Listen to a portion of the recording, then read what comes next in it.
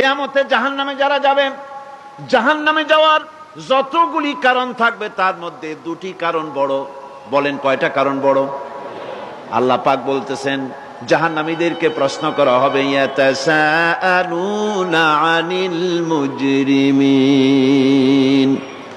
মা সালাকাকুম ফি সাকার। জাহান্নামীদেরকে প্রশ্ন করা হবে, জাহান্নামে আসছো কেন, কি অপরাধ করে আসছো?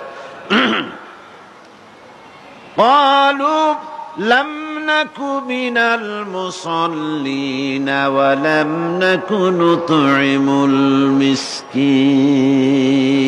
তারা বলবে যে আমরা নামাজ পড়তাম না আর মিসকিনদেরকে খেতে দিতাম না।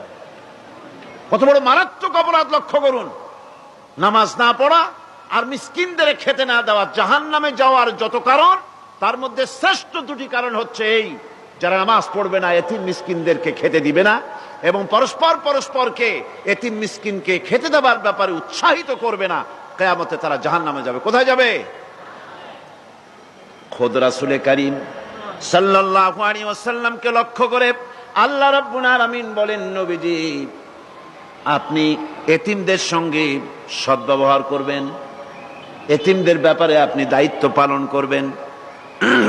কারণ হলো আপনিও তো এক সময় এতিম ছিলেন, এতিমের ব্যাপারে দায়িত্ব পালন করবেন। কোরআনে কারীমে রব্বুল আলামিন বলেন, আলাম ইয়াজিদকা ইয়াতীমান ফাআওয়া। ও নবী, আমি কি আপনাকে এতিম অবস্থায় পাই নাই? আর তারপরে আমি কি আপনাকে আশ্রয় প্রদান করিনি? আপনাকে আমি এতিম অবস্থায় পেয়েছি, এরপরে আপনাকে আশ্রয় দিয়েছি।